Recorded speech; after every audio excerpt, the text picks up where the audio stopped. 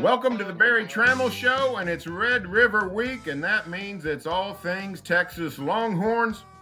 And Chris del Conte, athletic director at UT, joins us. Chris, welcome to the show, and let me ask you, does this week feel any different? Does OU Texas feel any different with the way things have gone in the last couple of years? You guys joining together, moved to the SEC last year in the Big 12.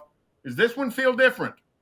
It actually really doesn't feel any different, to tell you the truth. You think about Donnie Duncan and DeLost Dodds, they were dear friends. You go back to the formulation of the Big 12, it was those two guys in the room. So this move and the relationship with OU and Texas have, or Texas and OU have, it's been great. It's been there for years and years. In fact, I was just looking at a picture the other day of DKR teaching Barry Switzer the wishbone. Way back in the early 70s. So it's pretty funny how things just stay the same and we just keep on moving. Well, you talk about the business relationship, and of course you and Joe Castiglione, personal friends, go back a long way. Was this an easy transition for the two of you to work together to make this move to the SEC? Joe's actually been a mentor of mine. He tried to hire me several times throughout my career. And my first job at Rice was because he made a call. My second job at TCU is because he made a call. I didn't call him when I was taking the Texas job, but I've had many conversations with him. We talk almost every day. We've been, since 1998, we've been very, very close. We've gotten closer over the years, obviously, but dear friend. And this move is really when something like these happen, you have to be in lockstep, and we were in lockstep. President Harris is a phenomenal individual. He's very close to our president. I think the two schools being tied together in this transition has been phenomenal. Well, it's been going on. We're on about 26 months since we knew about the news. You guys had been talking to the SEC sometime before that. You get to sit in on the meetings, I assume most of them, and get to know your peers. What's the curiosity in the SEC about the Red River game? How much do they quiz you and Joe about this unique rivalry that you have in Dallas? It's interesting. A lot of the ADs have. It's not like they've just been at Alabama the whole time. Greg Burns' daddy was the AD at A&M. He was also the AD at Nebraska. So Scott Strickland, good friend, he's the AD at Florida, was at the AD we used to work at Baylor. So a lot of the ADs within the SEC conference have a Big 12 footprint in their history. So this is not unusual to them. I think the SEC office is excited about this game, the opportunity, no different than the game, Georgia-Florida game. It's a great game. We know it's a national game. It's one of the all-time storied rivals. I would argue it's the greatest rival. Some will say Ohio State, Michigan. I'll tell you, it's Texas OU. In the State Fair, in the setting it is, it's absolutely wonderful. You mentioned the State Fair. I've been around a long time, and peaks and valleys in terms of people getting sort of in a lather about moving the game. At one point, let's go to campus. A lot of moved. Let's go to the campuses. At one point, after Jerry Jones built his palace, hey, let's move to Arlington. I don't hear much anymore about moving this game.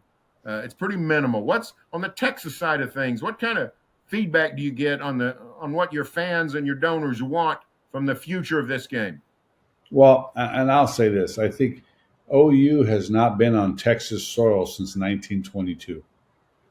I believe we have not been on OU soil since 1921 or 23. It's one of those 2 years back and forth. It's the tradition of college football. It is spectacular having it there, having it around the State Fair. What I really love about it is Fair Park and the city of Dallas are committed to making some significant improvements to the stadium, which they should. It's a stadium not only used one time a year. It's a stadium in a place that's used many times throughout the year, and they're committed to make some significant improvements to the stadium, and I'm excited about that. If Jerry Jones would have had his druthers, his stadium would have been there. But for a mayor, it got moved, right? But he thought he was moving to that particular location instead of Arlington way back in the day. So for us, we know it's the right location. The city and the community are committed to making some significant improvements to the stadium for the infrastructure, because you got egress issues, you just got a lot of concession issues, you got bathrooms, everything that you just need to modernize that stadium. They're committed to fixing. We're excited about that, and we're in ongoing negotiations to see where we land. What do you personally like best about that weekend and that game in Dallas? Oh, the pomp and circumstance is phenomenal. I mean, for me, when I was at TCU, I had never been to the state fair. I had just never gone over, and I'd watched the game on TV or bits and bits, but I made sure that TCU wasn't at home when that game was being played, because I wanted all eyes to be on TCU, not on OU Texas or Texas OU. So I always try to get a game. I always wanted us out of town. So then when we were on the road, we had all eyes on us. So it was interesting to go there and just watch 300,000 people wearing burnt orange or crimson. Is it cherry and cream or is it crimson? You know, I never quite get the answer what it is. Crimson and cream.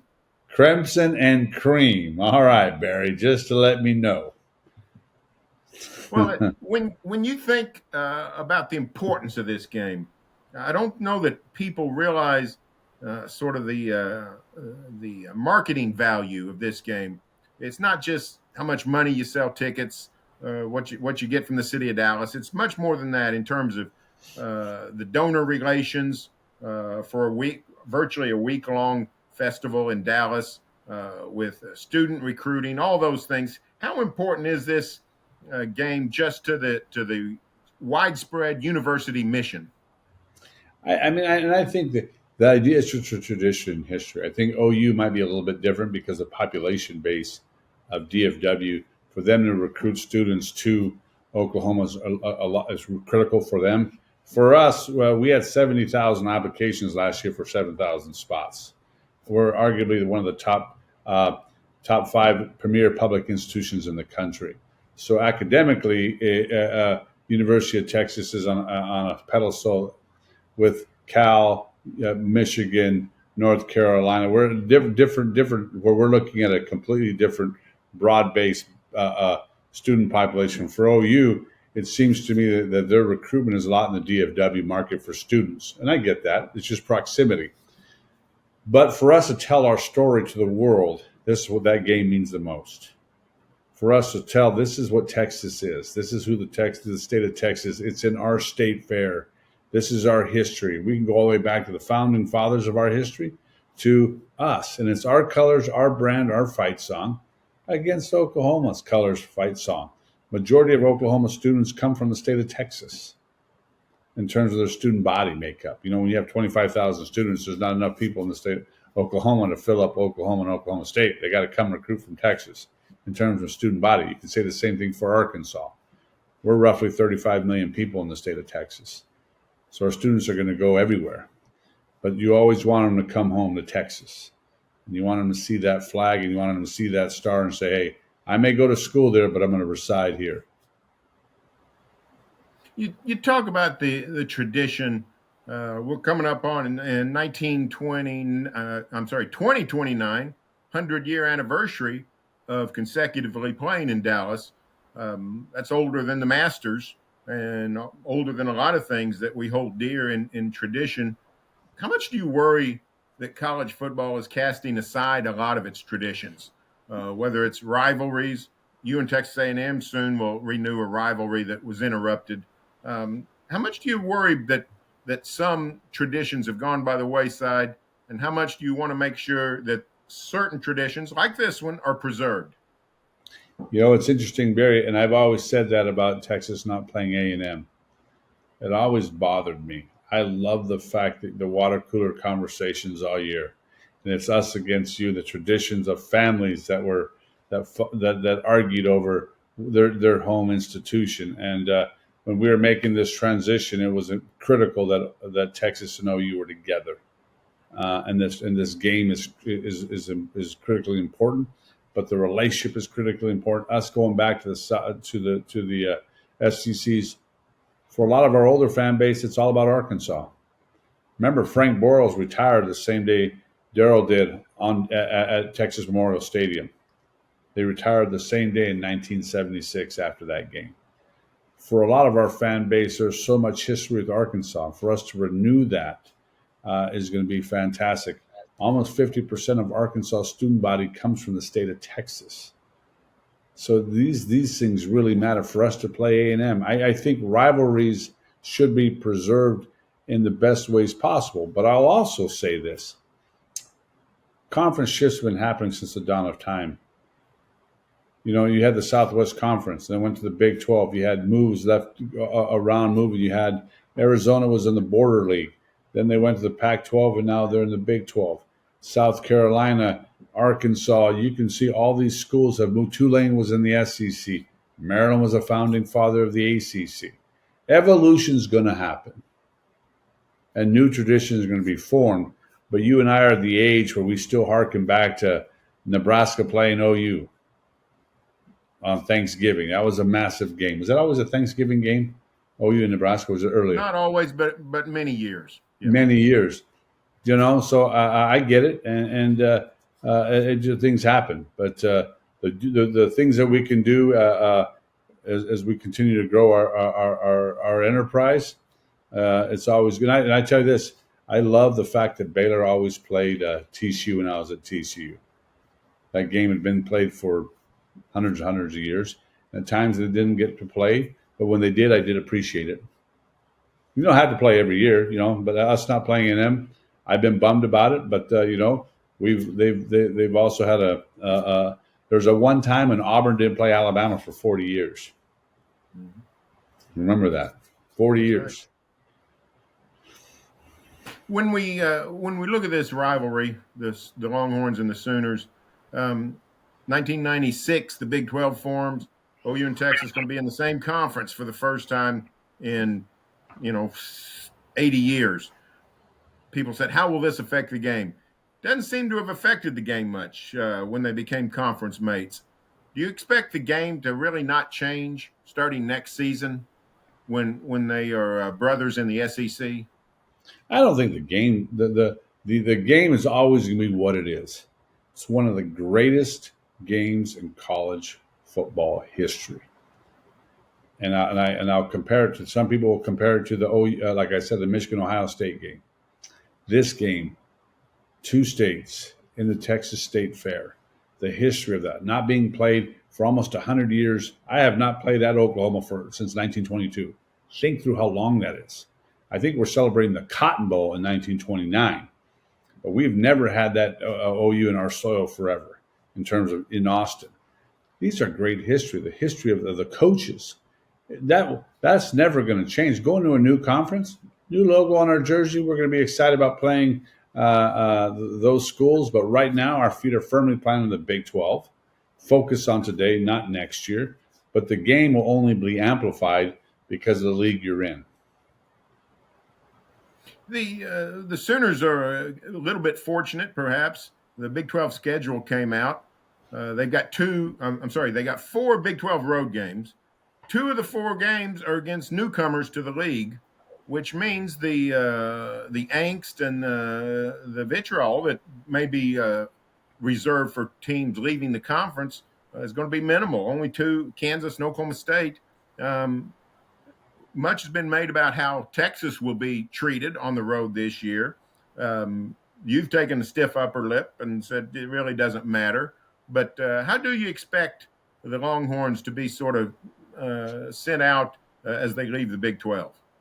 No different, Barry, in our move to the Southeastern Conference. They've blamed us. They haven't blamed anybody else but Texas.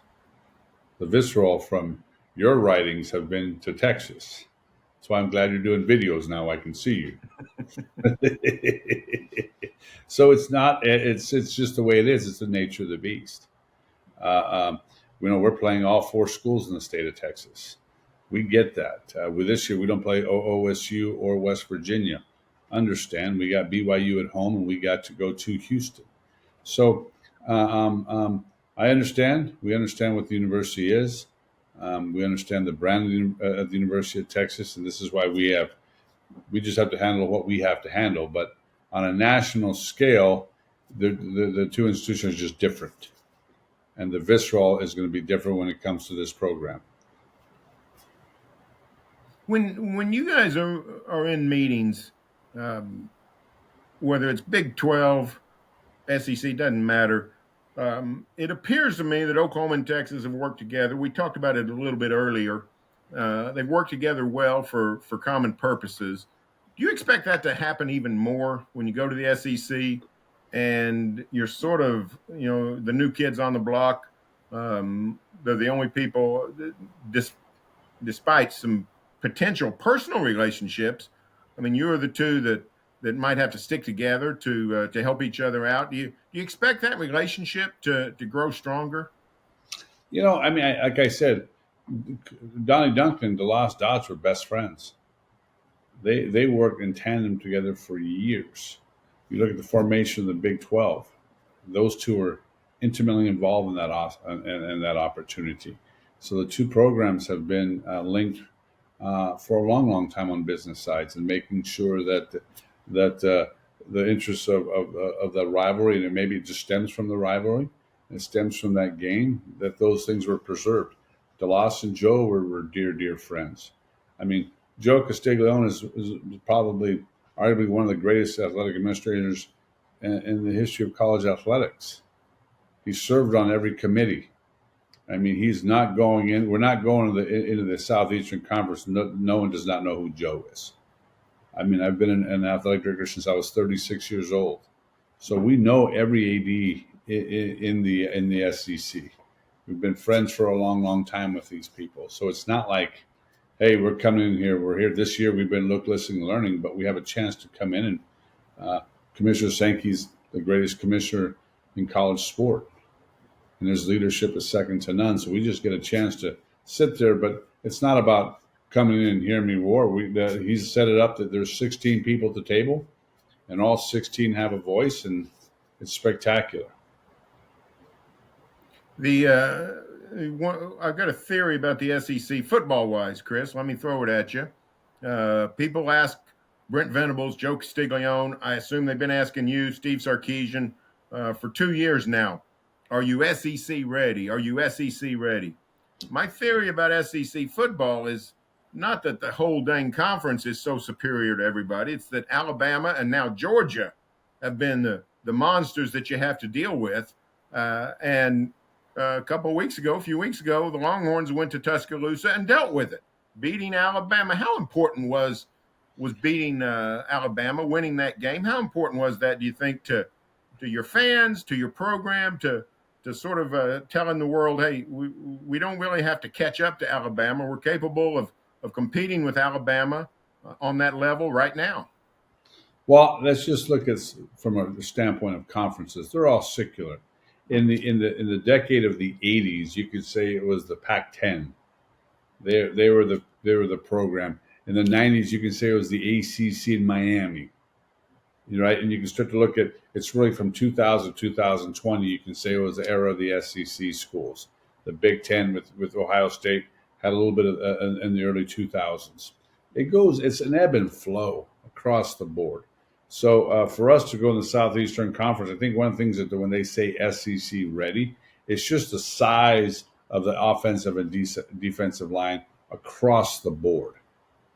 They're their brand of football. They're bigger across the board, and you can look at it and say every time you walked in, whether it be Auburn and their run, you can look at Alabama and their run, Georgia and their run. They've always had big offensive and defense. Florida and their runs, they're just really big up front on both sides of the ball. And when Oklahoma played or Texas played SEC schools throughout our history, they're just big up front, right? And you can go back to the times that when Lincoln was there playing SEC schools, they're just bigger up front. So I think that's what they mean when you're SEC ready. When we hired Steve, he looked at us and said, "Hey, we got to get bigger up front on your roster." And it's been a point of emphasis for us. Coach Venables was at Clemson, and they were big up front. They had dudes there when they won those national championships, and you can see the energy he's bringing and the mindset he's bringing to Soonerland. We'll both be ready. All right, we're going to finish with some quick hits. Going to ask you a question. Just first thing that pops into your head.